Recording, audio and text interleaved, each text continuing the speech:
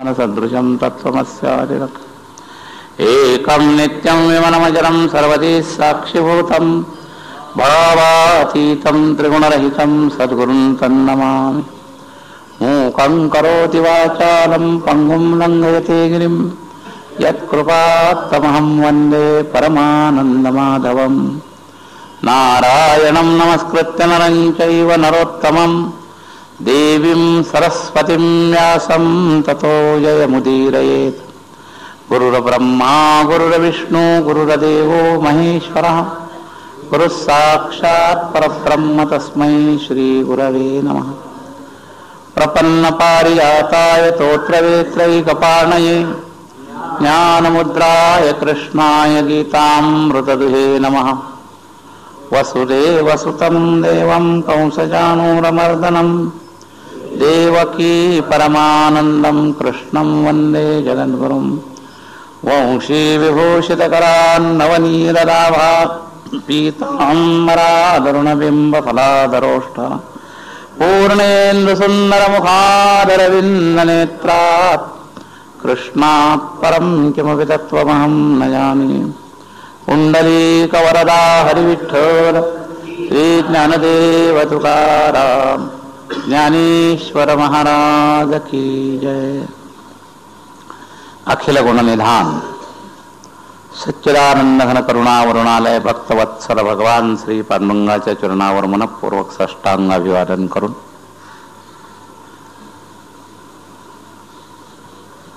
उपस्थित साधकांबद्दल सद्भाव प्रगट करून आपल्या चिंतनामध्ये चिरंजीव पदाच्या दुसऱ्या ओवीचा जो शेवटचा टप्पा आहे त्यातला मुख्य शब्द न मानी या विषयावरचा विस्तार। हा न मानी शब्द नुसता ऐकल्याने भागत नाही, तर हा आचरणात येण्याच्या दृष्टिकोनातून जो बारकावा गरजेचा आहे हा करण्याकरता न मानी शब्दामध्ये एक संकेत तर संतांचा हा आहे, संत जी गोष्ट तुम्हाला शक्य नाही ती कधी सांगत नसतात, जी शक्य तीच गोष्ट सांगतात। तेव्हा न मानण्यामध्ये तुम्ही स्वाधीन आहात, म्हणजे तुमच्या आटोक्यातली ही साधना ही पराधीन नाही, हा एक संस्कार सतत करून घेतला पाहिजे। हे आमच्या आटोक्यात नाही, हे आम्हाला शक्य नाही असा जर आधीच आपण बांध लावला तर मग मात्र ही साधना समजताना सुद्धा थोडी ढिलाई होईल। हे सगळं आपल्या आटोक्यातलं नाही असं नाही। तर न मानी ही आज्ञा जी संतांनी आपल्याला दिली आहे, तर साधकाला मानणं आणि न मानणं हे जमण्याच्या आटोक्यात आहे म्हणूनच संतांनी सांगितलं। जी गोष्ट जमण्याच्या आटोक्यात नाही ते संत कधी सांगत नाही, हे लक्षात घ्या। त्यामुळं कोणत्याही प्रकारची दुर्बलता परक नैराश्य आपल्यामध्ये त्या बाबतीत असता कामा नये। न मानी प्रक्रिया पूर्ण करण्याचा जो आपला संशोधनात्मक भाग चाललेला आहे त्यातला काल एक विधी मार्ग मी सांगितला। सद्विचार, सदाचरण आणि संयम या जोडीला अजून विधीचं साधन चौथं जोडायचं ठरलं तर सत्संग। तर हे विधी साधन आहेत, कारण सद्विचाराला प्रेरणा देणारा सत्संग असतो। म्हणून हे सकार इकडे चार घ्यायचे। एकूण सेवा स्नेहाचे दुसरे दोन विभाग आपण पुढे पाहू, पण संयम आणि सदाचरणाला दोन हे सकार जोडायचे, सत्संग आणि सद्विचार। तर जगत संबंध सुटण्याच्या दृष्टिकोनातून अनुतापाचा प्रवाह स्थिर होण्याकरता, अनुतापाला समर्थन मिळण्याकरता ही चार साधनं आहेत। तर सत्संग, सद्विचार, संयम आणि सदाचरण याबरोबर काही निषेधांगाचे विचार करावे लागणार। आता सत्संग नुसता शब्द सांगितला, थोडा विचार करून मग आपण निषेधांगाच्याकडे जाऊया। सत्संग शब्दाचा अर्थ काय? तर साधा अर्थ जो आहे तो अनुभवी संतांच्या संगतीत विचारांची देवाणघेवाण हा पहिला सत्संगाचा टप्पा आहे. आणि त्याच्यात जे चांगले गुण आहेत, सतशी संबंध असणारे, ते आपल्यामध्ये उतरवण्याचा प्रयास हा सत्संगाचा दुसरा टप्पा. पण प्रवचन हे पहिल्या टप्प्यात येतं. म्हणजे अनुभवी महात्म्यांच्या विचारांचा ग्रहण करण्याच्या दृष्टीनं जे प्रवचन विभाग आहे, याला उत्तर भारतात सत्संग असंही म्हणतात. आपण जे प्रवचन म्हणतो याला सुद्धा सत्संग शब्द तिकडं रूढ आहे. तिकडं जर बोर्ड वाचले तुम्ही तर आमच्या महाराजांचा सत्संग आहे अमुक ते अमुक काळापर्यंत, तर प्रवचन क्रमाला सुद्धा सत्संगाचा शब्द दिलेला आहे. आणि तो प्रारंभिक दृष्ट्या ठीक आहे. ही सत्संगाची पूर्णता नाही, पण पहिला टप्पा जरूर आहेच. तर तो सत्संग जो आहे, शब्दशः अर्थ पाहायचा म्हणजे सत्तत्व असणाऱ्याचा संघ, याचं नाव सत्संग. मग त्या सत्तत्वाचा सच्चर्चेद्वारा सत्संग होतो तो प्रवचनातून. प्रवचनाला आमचे रामसुखदासजी तर खरं म्हणजे सच्चर्चा शब्द वापरतात. पूर्ण सत्संग शब्द पहिल्या टप्प्यात त्यांना स्वीकार नाही. प्रवचनाद्वारे अनधिकारी व्यक्ती जर त्या विषयावर बोलायला लागली तरी सुद्धा ती सच्चर्चा असते, कारण जे बोलते तो विषय बरोबर असतो, म्हणून ती सच्चर्चा असते. तर या सच्चर्चेला जर अधिकाऱ्याचा स्पर्श झाला तर या चर्चेमध्ये सत्संगाचा विशेष स्पर्श होतो. सच्चर्चा आणि सत्संग, सच्चर्चा कुणीही करू शकतो. सत्संग जो आहे सतचा अनुभवी असेल त्यांनी सत्विषयी चर्चा केली तर तो सत्संग होऊ शकतो. अनुभवेतर सुद्धा सत्चर्चा करू शकतो. दोघही बुद्धिमान, श्रोताही बुद्धिमान आहे पण सतशी अजून स्पर्श झालेला नाही. वक्ताही माहितीच्या आधारावर त्याच्यावर सत्विषयीचा बराचसा माहितीवाला संग्रह आहे आणि त्या संग्रहाच्या आधारावर तो जी चर्चा करतो त्याचं नाव आहे सच्चर्चा. तर सर्वसाधारण आत्ता जो प्रवचन कीर्तन चालतात याच्यातले 90% सच्चर्चा असतात, 99% 1% सत्संग असतो. कोणी कोणी महात्मा आपल्या जेव्हा तृप्तीच्या डकारातून अवस्थेतून बोलतो तो सत्संग असा आहे. तर सच्चर्चा बराच असतात. पूर्व जसं सद्विचार हा एक पाया आहे आपल्या व्यक्तिगत एकट्याच्या आधारावर, तसं सच्चर्चा हा इतरांच्या आधारावर त्या दिशेला जाण्याचा एक पाया आहे, लक्षात घ्या. म्हणून या सच्चर्चा करण्याशी विरोध नाही, फक्त जाता जाता सावधानीचा इशारा की सच्चर्चेचा अतिरेक झाला तर सच्चर्चा एक भोगाचा विषय बनतो. सत्संगाच्या दिशेनं जाण्याचा जिज्ञासेचा विषय राहील इतकाच सच्चर्चा असावी. ती जिज्ञासा जर सुटत गेली आणि सच्चर्चा हा एक भोगाचा विषय जर झाला, जसं खाणं पिणं ठराविक एक आपलं ठराविक वेळ लागले की आपण जेवतो, तर सात्विक माणसाला सच्चर्चा हा कधी कधी उपयोगाच्या ऐवजी उपभोगाचा विषय बनवतात. तो सात्विक उपभोग असतो, एवढंच. नुकसान नाही करणारा तो, परंतु फायद्याचा वेळ त्याच्यातून येईल का नाही हा प्रश्न आहे. म्हणून सच्चर्चा एका सीमेपर्यंत करा. सत्प्राप्तीची जिज्ञासा तीव्र वाढल्यावर सच्चर्चेत अडकू नका, सत्संगाचा वेग घ्या.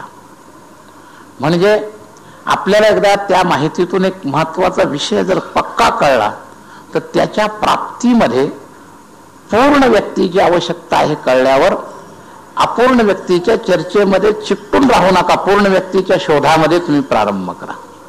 असं सच्चर्चा कोणाच्या साधनानं होऊ शकते? माहितीचा पंडित विद्वान त्याचा फायदा एक होतो, पूर्ण अपूर्णतेच्या व्याख्येच्या दृष्टीनं माहिती पहिली डोक्यात बसते.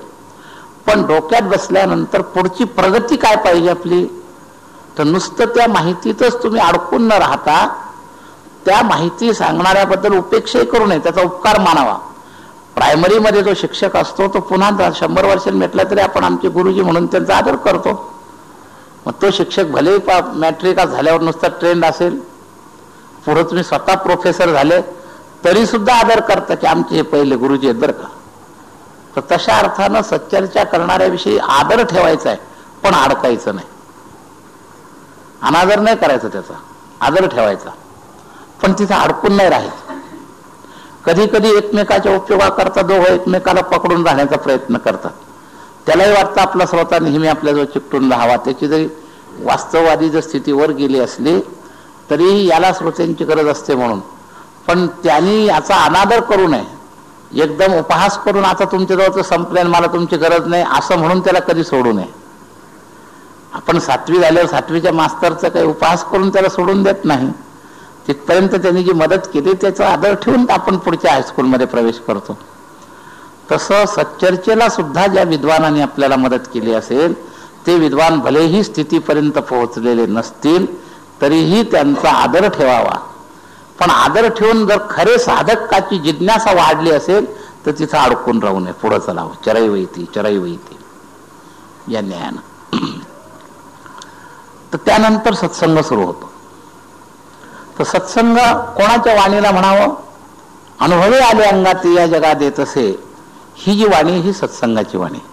तुका म्हणे साक्षी आले तरी केले प्रगट, ही सत्संगाची वाणी. लक्षात घ्या. तर ही अनुभवाची, माझा अनुभव आहे अंगे. तर तुकोबराय म्हणतात मी चाखलंय, अनुभव घेतलाय, मग मला अनुभव आलेला मी तुमच्या समोर देतोय. तर ही सत्संगाची वाणी, याचा लाभ जास्त होतो. तर या वाणीमध्येही शक्ती जास्त असते आणि या वाणीचा आदर करण्याचा फायदाही असतो. अनुभवाचा फोर्स या वाणीच्या शब्दामध्ये भरलेला असतो. तर हा सत्संग हा सद्विचाराला फार वेगानं गती देतो. सच्चर्चा गती देते, पण आपल्यामध्ये सत्वगुणाचा फोर्स जर स्वाभाविक असेल तर गती देते. नाही तर सच्चर्चेमध्ये वन वे ट्रॅफिकनं काम भागत नाही. सांगणाऱ्यामध्ये सांगण्याची कुशलता असते, परिणाम करण्याची कुशलता नसते.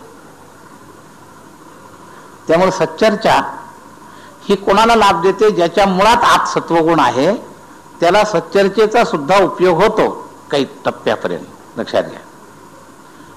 रेडिओवरचं एखादं लेक्चर शाळेतलं कुणाला, ज्याला गती आली आहे त्याला, पण ज्याला गतीच नाही त्याला रेडिओचं लेक्चर जे आहे ते एकदम अभ्यासासारखं गती घेऊ शकत नाही, असं आहे. तसं हे सच्चर्चावाल्यांचं लेक्चर म्हणजे स्पीकरचे ते करणे आहेत, त्याच्यामध्ये स्वतंत्र शक्ती नाही. शंका समाधान करून तुमच्यामध्ये अधिक काही प्रेषित करण्याची ताकद नाही. म्हणून तर कित्येक कीर्तनकारांना जर वाढवं लावलं, हा असं ज्ञानेश्वरीत म्हटलंय का, तू काही म्हणू शकतो का? ज्ञानेश्वरांनी तर सांगितलंच आहे, तू प्रति अनुवाद केला ही हे भाग्य आहे. आम्हाला तेही कळत नव्हतं, ते तुझ्यामुळं कळालं, हे चांगलं आहे. पण तुझा स्वतःचा अनुभव त्याच्या जोडीला काही आहे का? तर हा ज्याचा अनुभव असेल त्याच्या तोंडच्या शब्दाला सत्संग म्हणावं, असं आहे. अनुभवाच्या अधिष्ठानावर तोच सिद्धांत, पण एकाच्या तोंडून तो सच्चर्चा ठरतो आणि एकाच्या तोंडून तो सत्संग ठरतो. सिद्धांत तोच, लक्षात आलं का? पण एकाच्या तोंडात तो सच्चर्चा का, तर अधिक खोल गेल्यावर तो त्या प्रमाणाच्या आड लागतो. आपल्याला काही माहित नाही, ते ज्ञानेश्वरीत असं लिहिलंय, गाथ्यात असं लिहिलंय, समर्थ असं म्हणतात. तो सच्चर्चेवाला आहे, माहितीच्या आधारावर फक्त प्रति अनुवाद करणारा. टेप रेकॉर्ड इकडून कॅच करत दुसरं बटन दाबलं की परत ते बाहेर करतात. त्याला स्वतःला जर मध्येच थांबलं त्याला काही विचारलं शंका समाधान तर त्याला काय सांगता येईल? काही येणार नाही. 90% प्रवचन करायची अशी अवस्था असते, ते तोंडावी करतात, प्रवचनात मध्ये बोलायचं नसतं, पण खरंच त्याला शंकेचं उत्तर देता येण्याची कुवत असते असंही नाही. त्याला जर मध्ये शंका विचारली, कुवत नसते, रटरटाव 2-4 श्लोकाचं चिंतन वाचन केलेलं असतं, ते तो पोपटासारखं सांगून टाकतो. त्याच्यामुळे जगाला माहितीच्या आधारानं उपयोग होतो, पण तो सच्चर्चा एवढ्या टप्प्यातच त्या उपयोगाचा जो अर्थ आहे तो सच्चर्चा. त्याला उपयोग कोणाला होतो? ज्याचं सात्विक स्वतःची समजदारी जास्त विशेष आहे, तो त्या माहितीच्या आधारावर सुद्धा काही भाग त्यातलं समजून घेऊ शकतो. तर सच्चर्चा हे मुख्य साधन नाही, सत्संग हे मुख्य साधन आहे. आणि सत्संग अनुभवी व्यक्तीच्या मुखारविंदातल्या शब्दाला सत्संग म्हणावा, असं. पण सत्संग हा एकाच टप्प्याने नसतो. सच्चर्चेचा एकच टप्पा आहे फक्त वाणी. सत्संग हा अनेक टप्प्याने असतो. विवेकी क्रिया फुली पालटावी. महाराज संतांच्या सहवासात जे काही अनुभवाने जे मिळतं, सहज बोलणे ही तो उपदेश. तो प्रवचनातलं पाठ करेल तेवढंच बोलेल असं नाही, तो कधी सहज बोलला तरी त्याचा उपदेश होऊ शकतो. म्हणून त्याचा कोणताही सहवास सत्संग होऊ शकतो. म्हणजे त्याचं फक्त प्रवचन एवढाच सत्संग होईल असं नाही. सतचा स्पर्श त्याचा नेहमीचा असल्यामुळं त्याच्या सहवासातलं सहज बोलणं सुद्धा सत्संग. सहज त्याला कुठेतरी सिद्धांताची एक जोड असते सहज बोलण्याला सुद्धा. आणि हा फक्त तिथं बसल्यावरच त्या शास्त्र पद्धतीने बोलतो. खाली उतरल्यावर त्याच्या बोलण्याला अनुभवाची लिंक नसल्यामुळे तो उलट पालट कुणीकडे घसरतो असं आहे. तर सच्चर्चेवाल्याची लेव्हल फार वेगळी. आणि सत्संगाचा अधिकारी जो असतो, म्हणा पूर्वी आणि आत्ताच्या शिक्षकात फरक काय. पूर्वीच्या शिक्षकांचा आदर एवढा का होत होता आणि आताच्या शिक्षकाचा आदर कमी का होतो, अनुभव आहे आत्ताचा. आता पोरं शिक्षकाला एवढं मानत नाही. एक 25-30 वर्षापूर्वीची आमची जी जुनी पिढी आहे ती मंडळी शिक्षकांना जर तिकडून आला तर गल्लीतून इकडून जायची पोरांची हिंमत नव्हती, असा धाक होता. का फरक काय याच्यात, तर पूर्वीचा शिक्षक स्वतःला 24 तास शिक्षक मानत होता म्हणून त्याच्या आचाराला एक स्तर होता. आताचे शिक्षक स्वतःला 24 तास शिक्षक मानत नाहीत. ते म्हणतात शाळेच्या नंतर आमचा काय संबंध, आम्ही कसंही वागू. मग ते बाहेर दारू पिऊन पडतात, मग पोरांवर काय त्याचा आदर राहणार. पण शिक्षकाच्या जीवनाला जर स्तर होता पूर्वीच्या, तर त्यांचा धाक पण शाळेच्या बाहेर पण राहायचा, नुसतं शाळेपुरताच नव्हता. कारण 24 तास तो शिक्षक आपल्याला त्या भूमिकेशी पाळून होता आणि त्यामुळे त्याच्या जीवनाला एक आदर्श होता. लक्षात घ्या, त्याच्या समोर आलतू फालतू गोष्ट करायची सामान्य विद्यार्थ्याची हिंमत नव्हती. आता पोरं शाळेच्या बाहेर तंबाखू काढतात, घ्या गुरुजी. आता ते मग गुरुजीनं काय, आणि गुरुजी जर ते घेतोय सिगरेटीचे पाकिट घेऊ लागला, तंबाखू विड्या त्यांच्या बरोबरीनं ओढू लागला, तर पोरांवर काय धाक बसणार आहे. किंवा हॉटेलमध्ये बरोबर जाऊन खाऊ लागला तर तिथं काय आदर राहणार. तर हा सच्चर्चेवाला जो असतो ना, हा सच्चर्चेवाला कधी समजायचा, जे बोलतो तसं इतर वेळेला ज्याचं वचन नसतं त्याचा फक्त प्रवचनाचा उपयोग सच्चर्चा म्हणून. बोले तैसा चाले त्याची वंदावी पावले असं आहे. तर पूर्वीचं संत जीवन जे होतं ते असं होतं. मग त्याचं बोलणंही सत्संग आणि त्याच्या बरोबर राहणंही सत्संग, ज्याचं हे दोन्ही एकत्र झालेलं आहे. बोलण्याप्रमाणे व्यवहार, त्याच्या जीवनाचा सहवास. आमच्या वासुदेवानंद सरस्वतींनी नाम म्हटलंय की सदा संतापाशी जावे आणि त्यांचे जवळी बैसावे. उपदेश ते न देते तरी ऐकाव्या त्या गोष्टी. नुसत्या गप्पा मारत बसले तरी तुमच्या जीवनाचं काय कुठं रहस्य मिळेल सांगता येणार नाही. सहज ह्याच्यावर आम्ही किती उदाहरणं सांगत असतो, पण घडलेल्यातली उदाहरणं सांगतो. आपले गुळवणे महाराज पुण्यामध्ये राहतात. आता ते योग मार्गाचे चांगले हे होते साधक उत्तम. आणि त्यांना भेटायला एकदा गोळवलकर गुरुजी गेले. तर दोघंही आपापल्या स्तरानं आपापल्या ह्याच्यातले वरची माणसं. महाराज आजारी होते गुळवणी महाराज, आणि ती बातमी कळल्यामुळे ते पुण्यात आल्यावर भेटायचं म्हणून तिथे गेले बंगल्यावर. तर बंगल्यावर गेल्यानंतर शिष्टाचार, दोघांमध्ये नम्रता. तर गेले तेव्हा माहीत नव्हतं म्हणून अचानक वरपर्यंत गुरुजी पोहोचले. चौकशी विचारपूस झाली, थोडं बरं वाटत होतं. थोडासा वेळ बोलणं चालणं झालं आणि गुरुजी निघाले. तर शिष्टाचार आहे की श्रेष्ठ म्हणून जर आला तर आपण निदान जागेवरून तरी उठलं पाहिजे जाताना पोहोचवताना. तर गुरुजी एवढ्या, ते गुळवणी महाराज एवढे आजारी होते तरी उठले. बरं उठले तेवढ्यावर थांबलं नाही, तर ते जिन्याच्या 2-4 पाहायला उतरायला लागले. तर गुरुजी त्यांना परत परत विनंती करत, तुम्ही आजारी आहे, तुम्ही थांबा. एवढं पुष्कळ झालं पोहोचवायला आलेलं, तुम्हाला त्रास होईल. तर त्रास होईल म्हटल्यानंतर गुळवणी महाराजांनी काय म्हटले गुरुजींना सहज बोलता बोलता, गुरुजी चढायला त्रास असतो, उतरायला काही त्रास नसतो. म्हणजे उत्थान अवघड आहे, पतन फार सोपं आहे.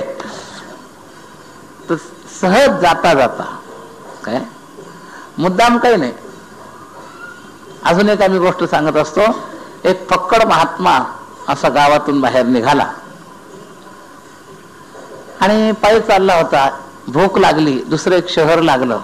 आता कोणाजवळ मागायचं नाही, काही नाही, आणि पोटाची तर खळगी भरण्याकरता मना भूक लागल्यानंतर चालता चालता त्यांनी असा एक बंगला पाहिला.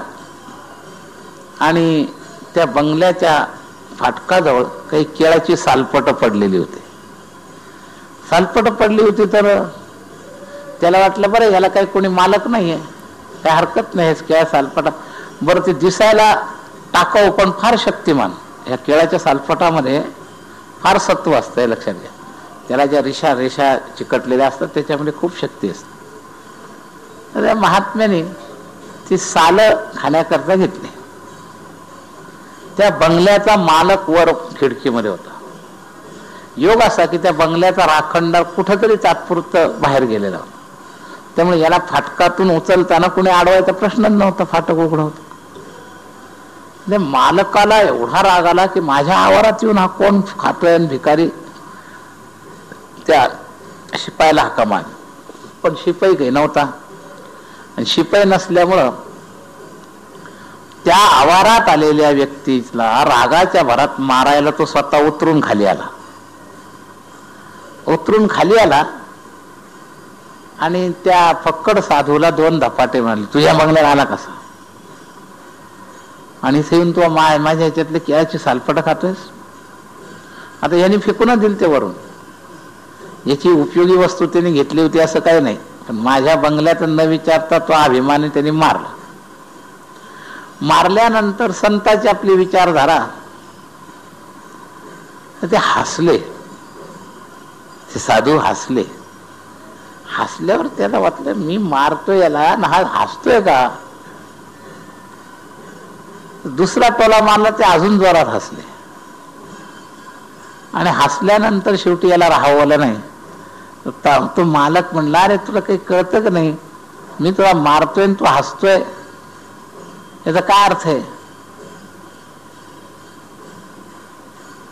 तो साधू काय म्हणाला, म्हणला मी विचार करतोय की ज्यांनी सालपट खाल्ले त्याला एवढा मार बसला, तर ज्यांनी गर खाल्ला याच्यातलं त्याला किती मार बसायचा आता. सहज बोलणे हितोपदेश. तर प्रकृतीच्या सामान्य पदार्थाचा सुद्धा कर्माचा एवढा परिणाम होतो, तर आसक्तीनं मोहन केलेल्या कर्माचा अजून काय काय नरकादी वर्णन जे आहे ते सगळं कर्मफलामध्येच आहे. तर सहज बोलणे हितोपदेश. तर सहज जरी बसल्या बसल्या बोललं तरी सुद्धा, तर त्यांचं प्रवचनही सत्संग, सहज बोलणंही सत्संग, आणि ते नाही बोलले तरी त्या वायुमंडलात थांबलं तरी सत्संग. म्हणून सगळ्या संतापाशी जावे त्यांची जवळी बैसा. काही वेळेला संतांना खूप सवडच असते असं नाही, मात्र या बाबतीत तुम्ही लोक थोडे कमी आहात असं मी म्हणेन. महाराष्ट्रातल्या लोकांना प्रवचनाच्या वेळेलाच कोणत्याही साधूजवळ जायची सवय. निवांत वेळ द्यायचा त्यांना वाटत नाही, तेही साधूच्या तालानं देता आलं पाहिजे. आम्ही जाऊ तेव्हा साधूने आमच्याजवळ येऊन बसावा अशा आशेने नाही. ते सत्संग असा आहे की अभ्यास करून त्याच्या कोणत्या वेळेला आपल्याला त्यांना काही विचारलं नाही, नुसते बसून राहील तरी कोण्या दिवशी काय मिळेल, आणि काहीही शब्दद्वारा नाही मिळालं तरी वायुमंडलातून सुद्धा तुम्हाला आत काय मिळेल हे सांगता येणार. हा अनुभव आम्ही स्वतः घेतलेला आहे. मी अनेक संतांच्या जवळ गेलेलो आहे, बोलणाऱ्या संतांजवळ गेलोय, न बोलणाऱ्या संतांजवळ गेलोय. तर केवळ त्यांच्या संगतीत बसल्यावर सुद्धा महाराज इतर ठिकाणी बसल्यावर हे जे नॉनस्टॉप मशीन काय इंद्रजी चालू ठेवतं, हे संताजवळ बसल्यावर आपोआप बटन दाबल्याच राहिलं हे मनोराज्य जे सगळे शांत होतात. काही बोललं नाही तरी हा काही थोडा फायदा नाही. या मशीनला विसावा द्यायचं तुमच्या हातात नाही, तुम्ही ठरवलं तरी बंद करू शकत नाही. ते जर मनाचं जे नॉनस्टॉप मशीन जे प्रचार चालू आहे, हा प्रवाह विचारांचा, तर काही संतांच्या नुसत्या सानिध्यामध्ये अशा शांतीचा अनुभव येतो, हे लक्षात ठेवा. तर ही विलक्षणता मी स्वतः साधूंमध्ये पाहिली. आमच्या मस्त्रमगावमध्ये ही विशेषता होती. किती लांबून लांबून लोक यायचे, बसायचे. महाराज काही करत नाही, नुसते बसलेले असे. त्यांच्या जवळचे माणसं अर्धा अर्धा एक तास शांत बसलेले असायचे. आणि नंतर विचारलं तर विशेषतः त्यांना वाटायची की आपण इतर ठिकाणी गेलो तर आपले विचार बंद राहत नाही. बाबांच्या जवळ काय वातावरणात विशेषतः आपोआप माणूस शांत. म्हणजे यम नियम प्राणायाम प्रत्याहार ध्यान धारणेपर्यंत जी साधना करून जे साधतं ते नुसतं सत्संग संतांच्या संगतीत बसलेलं निर्विचार अवस्था शांतता. तर सत्संगाचा टप्पा सांगितला मी की केवळ बोलले म्हणजे सत्संग होतो असं नाही. बोलणं हाही सत्संग आहे त्यांचा, त्यांचं सानिध्य हाही सत्संग आहे. नवे नवे अशा सानिध्यातल्या लोकांचं त्यांच्या परस्पर त्यांच्या जीवनाचं चिंतन सुद्धा सत्संग आहे. कारण त्यांचं जीवन समोर आलं की विवेकाची त्यांच्या गुणाचं काही ना काही स्पर्श आपल्या अंतःकरणात होतो आणि तो स्पर्श जरी झाला तरी तो एक सत्संग आहे हे लक्षात ठेवा. तर सत्संगाच्या ज्या दिशा आहेत या लक्षात ठेवा. आणि सत्संग ही आपली मानण्याची विकृत शक्ती योग्य मानण्याकडे वळवण्याचा एक महत्वाचा मार्ग आहे. आपल्याला हा विषय आहे की आपण काहीतरी चुकीचं मानलंय ते आपल्याला न मानण्यापर्यंत न्यायचंय. आपला मूळ जो चिंतनाचा विषय तोच आहे. आणि ते जर तुमचं तुम्हाला शक्य नसेल तर जोड साधनामध्ये सत्संग हे सुद्धा एक महत्वाचं साधन आहे हे लक्षात घ्या. मान्यता परिवर्तित करण्याचं इथं मुख्य काय साधन सांगितलेलं आहे अनुतापाचं.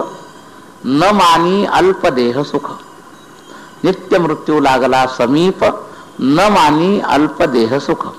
हे न मानी हा जो शब्द आहे हे नाथांनी सांगितलेला आपल्याला चटदिशी आचरता येत नाही. डोक्यातली टोपी काढून ठेवणं इतकं सोपं नाही. आतापर्यंत जे जगतामध्ये सत्यत्व बुद्धी आणि सुखबुद्धी आहे ती नाही या भूमिकेमध्ये स्थिर करणं एकदम सोपं नाही. आणि ते तर करणं गरजेचं आहे. ते करणं म्हणजेच अनुताप. मग त्या अनुतापाचं कसं रूप आहे तर हे न मानी. आणि ह्या न मानी करता काय करायचं तर ही साधनांचा उपयोग करायचा. सत्संग करा, सदाचरणी बना, सद्विचारी बना. ही विधी अंगाची साधन आहे. याच्यात निषेधांग काय नेमकं हे जे आम्ही मानलं याचं कारण काय, याच्या मुळाशी काय. मानू नका हे सांगितलंय आणि आम्ही मानलंय, देहसुख मानलंय की नाही आपण, हे मुळाशी कारण काय. तर मुळाशी दार्शनिक शब्दात पहिलं उत्तर द्यायचं म्हणजे अज्ञान, दुसरं उत्तर द्यायचं म्हणजे मोह, तिसरं उत्तर द्यायचं म्हणजे ममता, चौथं उत्तर द्यायचं म्हणजे जगताच्या विषयामध्ये आसक्ती. हे निषेधांगाची हे लक्षात घ्या. हे अज्ञान मोह ममता आसक्ती ही परंपरा, जशी इकडची परंपरा सांगितली ना सत्संग संयम सदाचरण सद्विचार, ही जशी इकडची परंपरा विधी अंगाची, तशी निषेधांगाची परंपरा आहे. आम्ही न मानीचं आमच्या हातात का राहिलं नाही, आम्ही कुठं अडकलोय, कशामुळे आम्ही यात सुख मानलंय, त्याचं पहिलं कारण अज्ञान. भगवंताचं ज्ञान नाही आणि जगताच्या स्वरूपाविषयी भ्रमज्ञान आहे म्हणून आम्ही सुख मानलंय.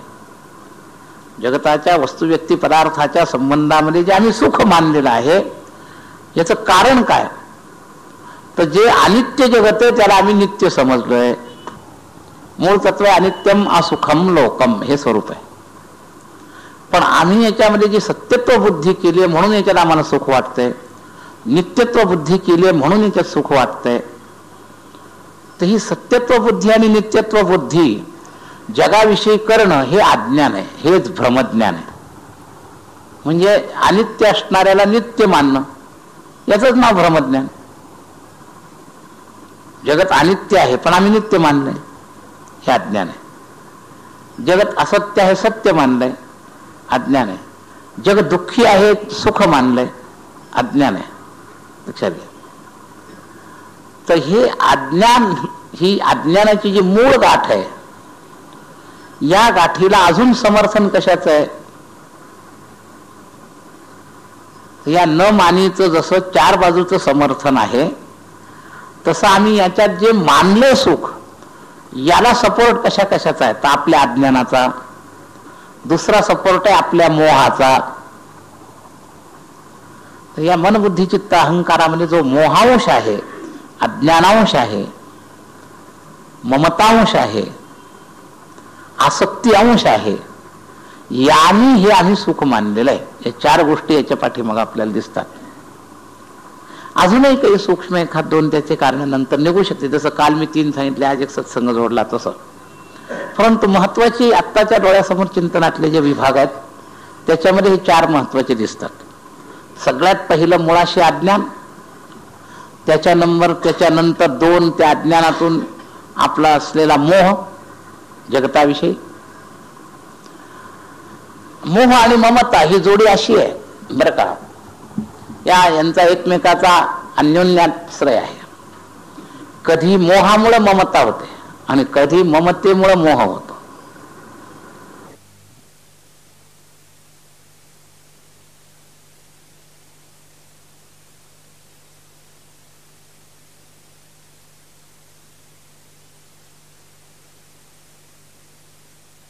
ममतेतून मोह होतो. पहिली ममता, ते पोरग माझं आहे, जन्माला आलं.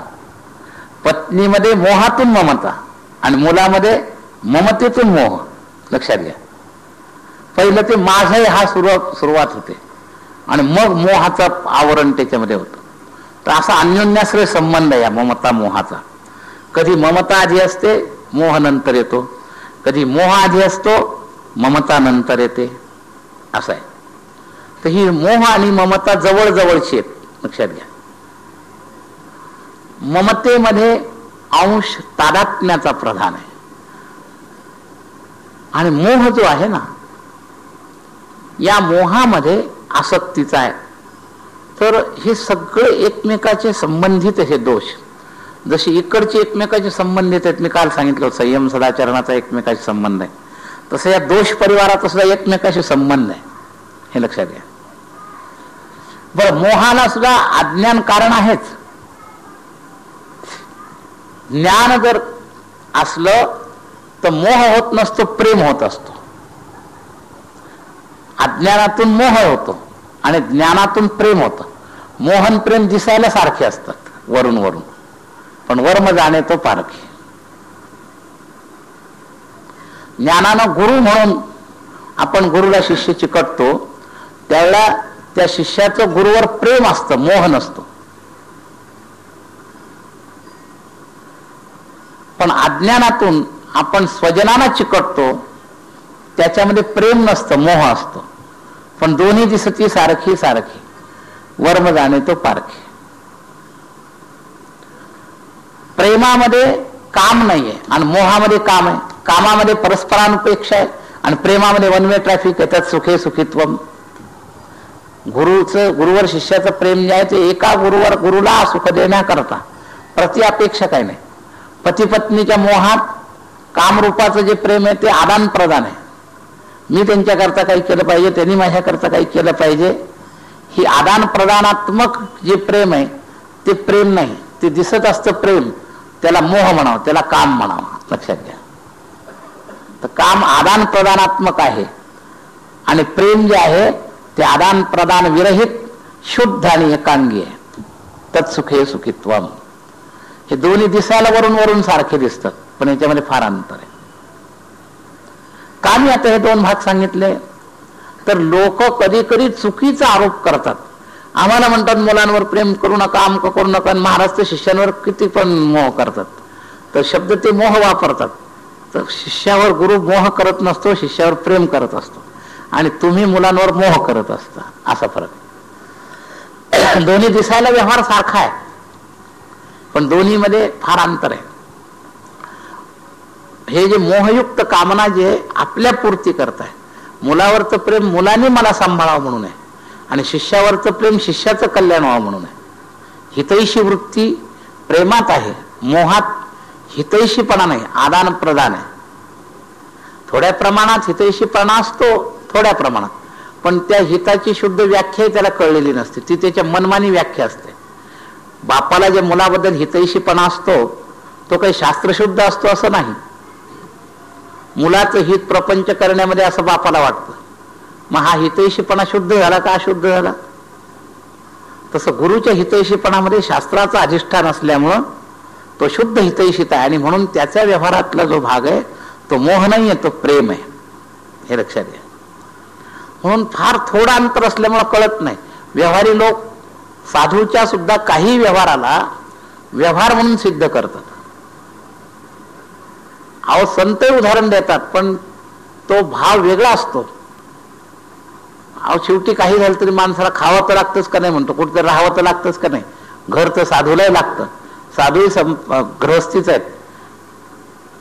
गृहस्थी शब्दाचा अर्थ काय होतो माहिती तुम्हाला? घरात राहणारा. गृहस्थी शब्दाचा अर्थ असा आहे.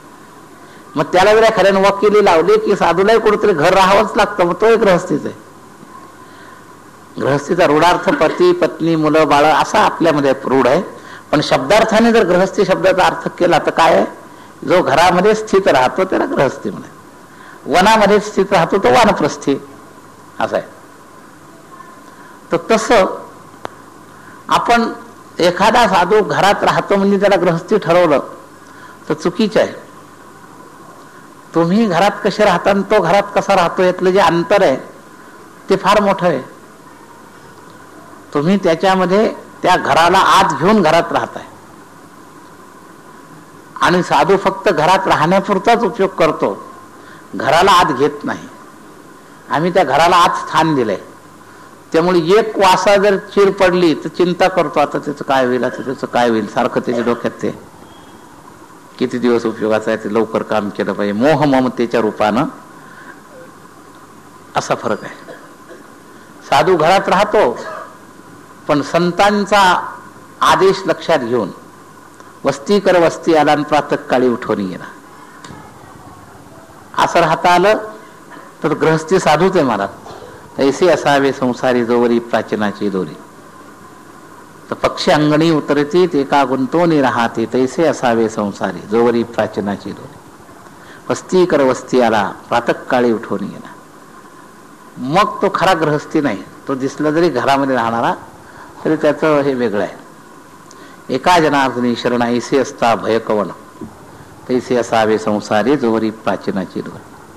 तर साधूची गृहस्थीपणा दिसायला घरात राहताना दिसतो, पण त्याचा गृहस्थीपणा असा असतो आणि तुमचा आमचा गृहस्थीपणा तसा नसतो. म्हणून हे विषयांतर वाढलं कशावरून? प्रेम आणि मोह दिसायला जरी सारखं दिसलं तरी सुद्धा त्याच्यात अंतर लक्षात घ्या. व्यवहाराने आपण एकदम साधूच्या कोणत्याही व्यवहाराला गृहस्थीपणाचा पटकन शिक्का लावू देतो नाही.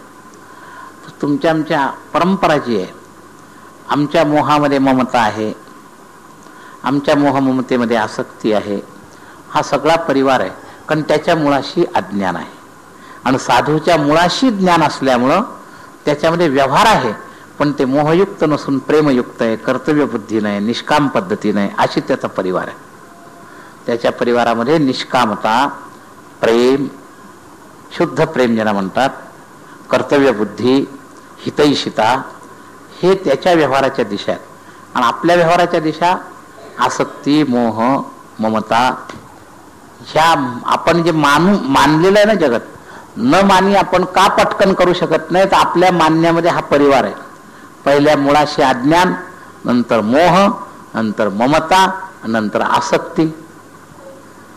या पद्धतीने आपण जगताला पकडलेलं आहे आणि या पद्धतीनं पकडलेलं असल्यामुळं त्याचा उपभोग आम्ही रोगामध्ये परिणित करतो.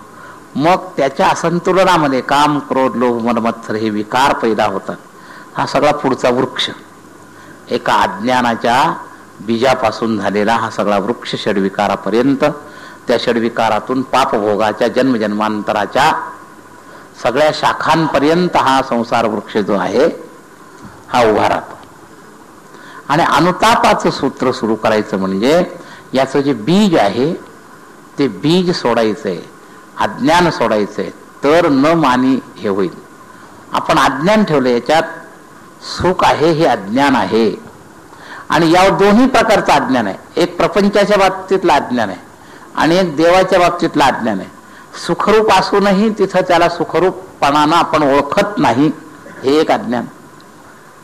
संसार सुखरूप नसून सुखरूप मानलाय, हे एक अज्ञान. आणि परमात्मा सुखरूप असून त्याच्या सुखरूपत्वाचा अनुभव चिंतन केलेलं नाही, हे एक अज्ञान. हे अज्ञान आता पुढचा जो आपल्याला टप्पा पाहायचा आहे ना, सेवा आणि स्नेह, त्याच्यातून ते अज्ञान मिटेल. आणि जगताच्या बाबतीतलं अज्ञान मिटवण्याकरता ह्या 4 गोष्टीचा विधेयात्मक विचार आणि 4 गोष्टीचा निषेधात्मक विचार.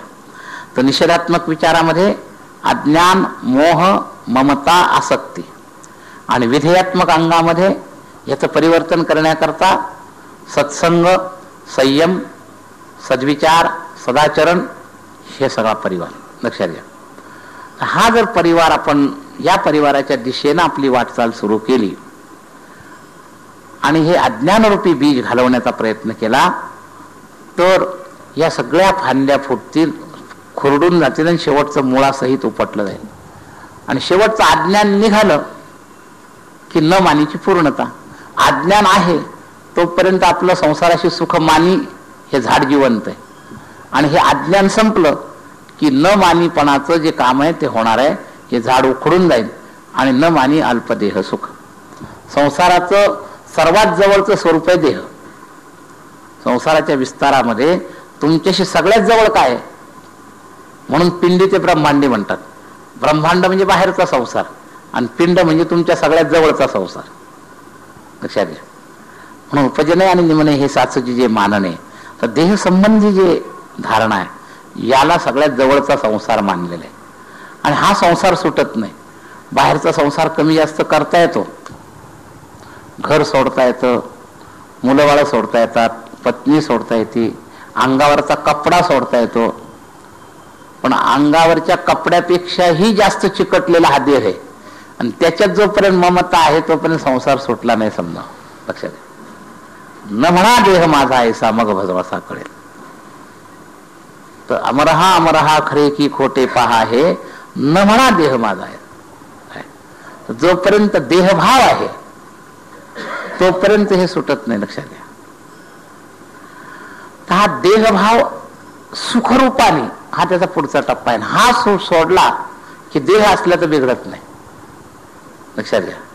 देहभाव सुटावा, न म्हणा शब्द वापरला, देह सोडा असा शब्द नाही वापरला, तर देहभाव सुटावा, देहासक्ती सुटावी, देहाध्यास सुटावा, मी देह हे म्हणणं सुटावं.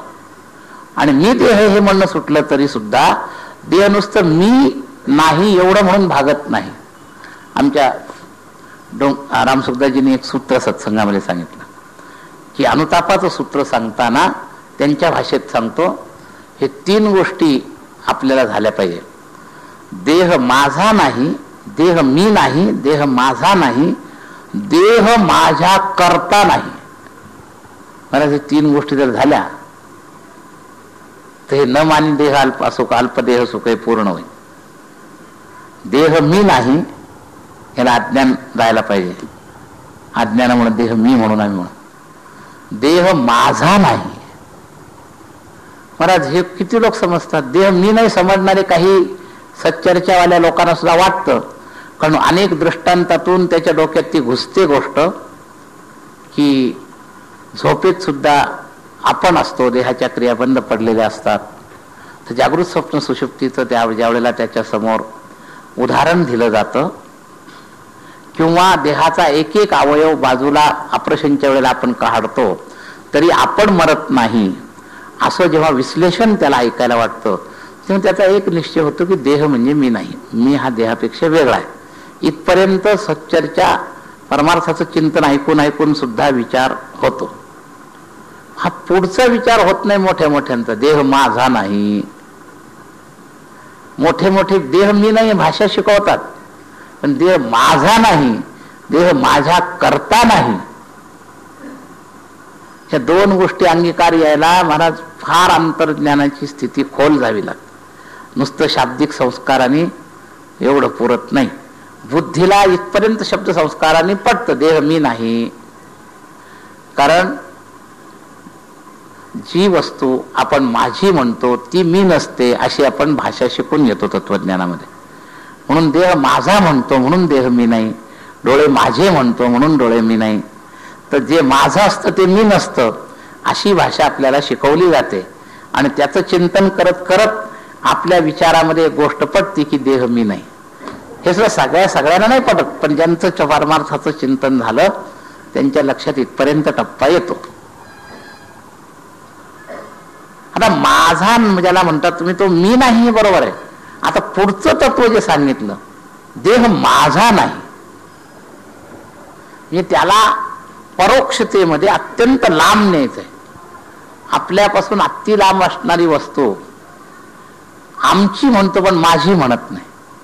आमचं गाव किंवा आमची नदी, माझी नदी असा आपण प्रयोग करत नाही.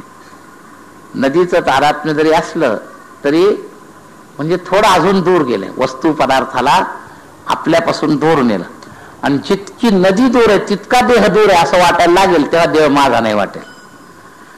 पण देह दूर आहे पण जवळ पण आहे अशी भावना आहे, म्हणून माझेपणा आहे. माझेपणा जवळीक असलेल्या वस्तूशी असते. ज्याच्यावर मालकी असते त्याला आपण माझं म्हणतो. लक्षात घ्या, ज्याच्यावर मालकी असते, तादात्म्य जास्त असतं, त्याला आपण माझं म्हणतो.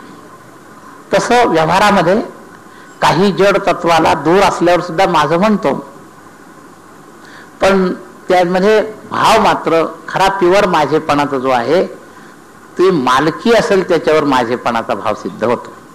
तसे माझी वस्तू, माझी गाडी, कोणत्याही गाडीला आपण माझी गाडी म्हणत नाही. ज्याला खरेदी केली ज्याच्यावर मालकी आली, माझं शेत ज्याच्यावर मालकी आली त्याला म्हणतो. लक्षात घ्या, काही सर्वेशाम काही देशबद्दल माझा शब्द वापरतो, गावाबद्दल, जिल्ह्याबद्दल, पण त्याला खरा शब्द आहे आमचा. आमचा मान, आमचा जिल्हा. आता चुकून पूर्ण करेक्ट शब्द वर्डिंग न सापडल्यावर आपण म्हणतो माझा जिल्हा, पण ते वाक्य ऐकायला अशुद्ध वाटतं. आमचा जिल्हा. का तुमचा कोणता जिल्हा आपण म्हणतो, तुमचं गाव कोणतं आहे, तर तुमच्याच्या प्रतिशब्द आमचा, मग आमचं गाव हे असं आहे. तसं प्रारंभिक भाषेमध्ये शाळेतल्या मुलांना, 3री-4थीच्या मुलांना माझा गाव निबंधाचा विषय दिलेला जातो. तर लहान मुलाकरता माझा नाम त्यातला फरक राहिला तरी चालतं, पण ज्याला भाषेचं जास्त ज्ञान झालं तो दूरच्या वस्तूला आमचं म्हणायला लागतो, मालकीच्या वस्तूलाच माझं म्हटलं जातं. असं आहे. तर मालकीच्या वस्तूला माझं म्हटलं जातं. आणि आता देह मी नाही आणि त्याच्याबरोबर देह माझा नाही हे कधी होईल, तर आपला मालकीपणाचं सुद्धा तादात्म्य सुटेल तेव्हा. म्हणजे आपण किती अंतर्मुख व्हायला पाहिजे, किती आत्मानुसंधानी व्हायला पाहिजे. सामान्य बुद्धीनं मी देह नाही हे पृथक्करण झालं, पण देह माझा नाही हे पृथक्करण व्हायला आत्मानुसंधानाची गहिराई खूप व्हायला पाहिजे, तर देह माझा नाही.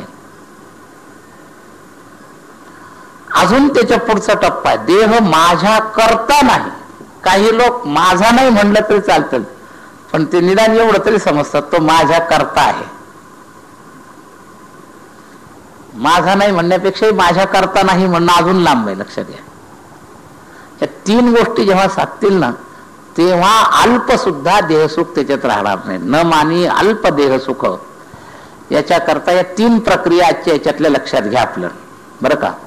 देह मी नाही, देह माझा नाही आणि देह माझ्या करता नाही. या 3 भूमिका जर अंतःकरणामध्ये अनुभवामध्ये स्थिर झाल्या तर न मानी अल्पदेह सुख ही गोष्ट अनुभवाला येईल.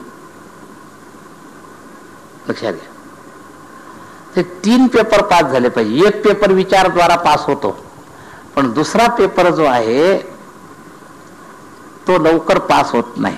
देह माझा नाही असं म्हणणारे लोक नाही. लक्षात घ्या, मी नाही असं चिंतन करणारे खूप साधक आहेत, पण माझा नाही असं म्हणणारे लोक नाही आहेत जास्त. लक्षात घ्या, त्याची काळजी तुम्ही काय घेता, माझा म्हणून घेता. उलट आपण त्याचं समर्थन करतो की अरे बाबा निदान आपलं कर्तव्य आहे त्याचा सांभाळ करणं. काही ज्ञानी माणसं देहाची जास्त काळजी घेतात आणि त्याचं उत्तर तुम्हाला काय देतात, किंवा ममतेनं जरी नाही तरी कर्तव्य म्हणून त्याची काळजी घेतली पाहिजे. म्हणजे तो माझ्या करता आहे आणि माझा आहे हे 2 गोष्टी अजून त्याच्यात चिकटलेल्या आहेत. लक्षात घ्या, या वैराग्यामध्ये किती बारकावा पाहिजे. देह मी नाही म्हणणाराही विरक्तीचा एक अंश त्याच्यामध्ये दिसतो, संसारी विषयी बद्ध लोकांच्या सापेक्षात ज्याच्या विचारामध्ये हा दृढ विचार झालेला आहे तो थोडा पुढे सरकला, परंतु हे 2 पेपर त्याचे पास नाही तोपर्यंत खरं वैराग्य नाही. देह माझा नाही, देह माझ्या करता नाही. बरं, माझा का नाही? तर याचं उत्तर तत्वचिंतनात तुम्हाला सांगतो. नासतो विद्यते भाव, ना भाव विद्यते सता. असतचा कधी भाव राहत नाही, सतचा कधी अभाव होत नाही. मी सत आहे आणि देह असत आहे. मग असतचा जर कधी भावच राहत नाही तर तो माझा होईल कसा?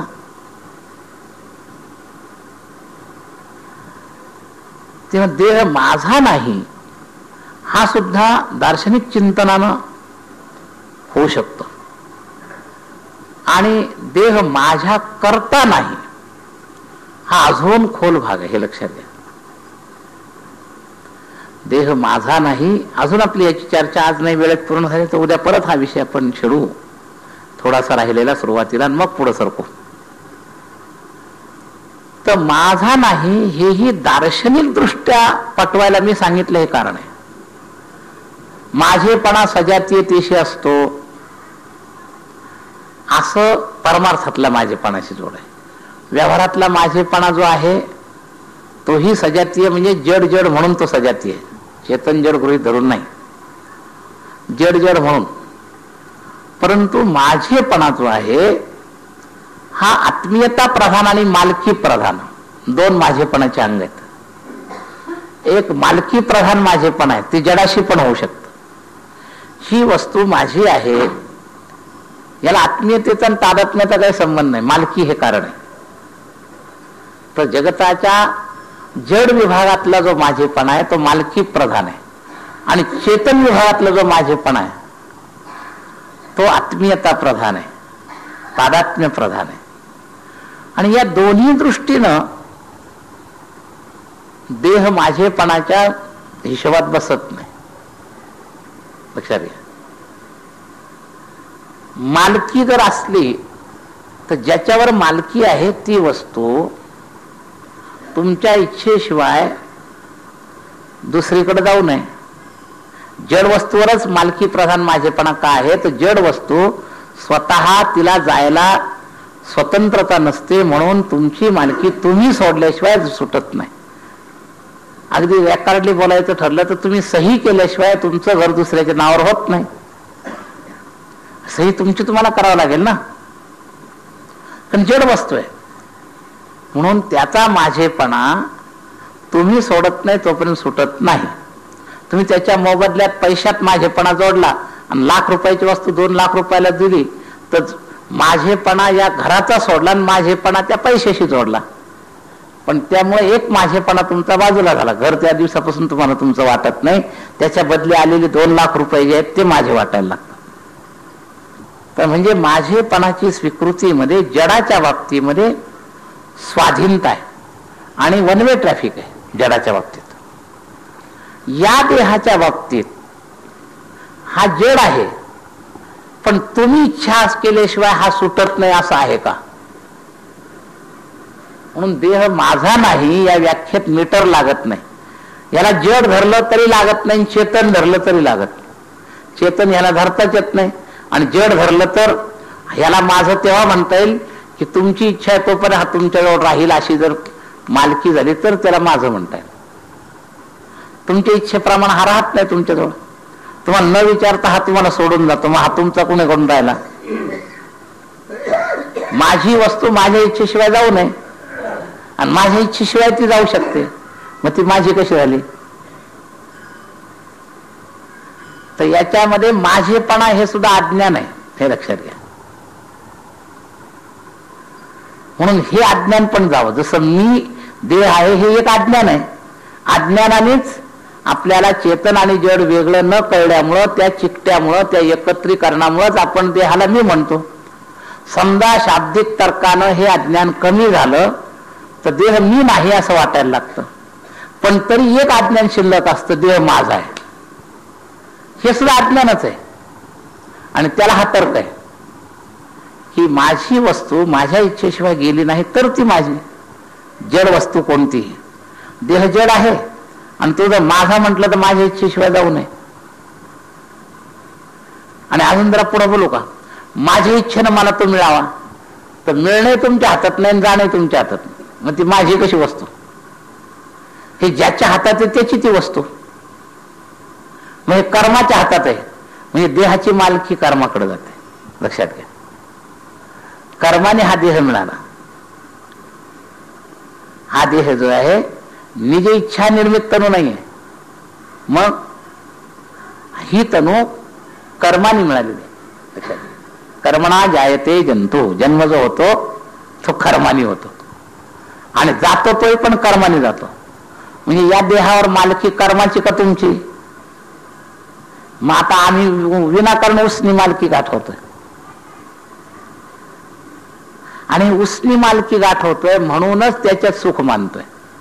ही मालकी जर काढली तर सुख वाटायचं कारणच नाही. सुख का वाटतं? सुख आणि दुःख दोन्ही येतं बरं का त्याच्यावर, नुसतं सुख येत नाही, दुःखही येतं. पण मालकी मानल्यामुळं सुख आणि दुःख दोन्हीचा जो संबंध आला तो मालकी मानल्यामुळं, म्हणून न मानी ही मालकीचा संबंध आहे. या देह सुख आम्हाला का वाटतं? तर आम्ही मानलंय माझं म्हणून.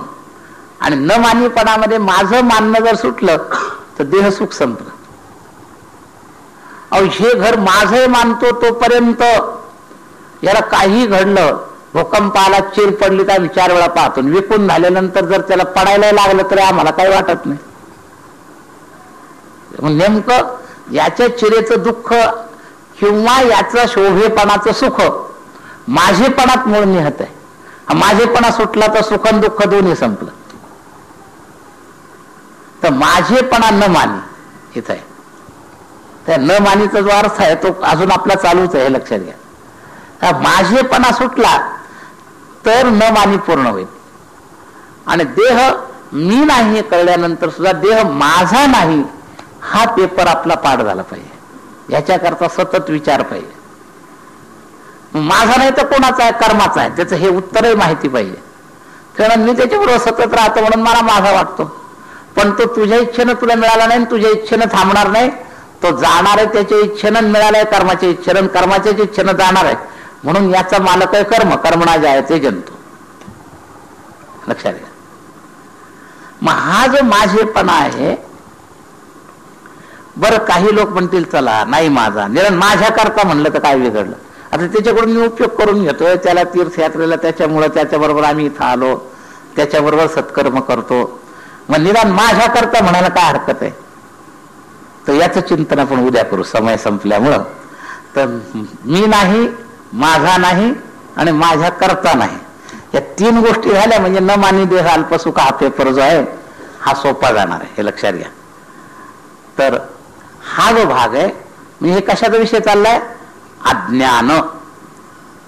आपण जे 4 विधिभाग पाहिले की नाही, अज्ञान, मोह, ममता, आसक्ती, या सगळ्याचं मूळ बीज आहे अज्ञानामध्ये आणि त्या अज्ञानाचं स्वरूप आहे माझ्या मानण्यामध्ये. तर इथं चाललाय अजून विषय. अजून ते 4 विभागातलं चिंतन पुन्हा चालेल, पण त्या पोट विभागात हे जे 3 विभाग निघाले त्यातले 2 विभाग चिंतन करून झाले आणि एकाचं चिंतन यथाक्रम उद्याला करू. पुंडलिक वरद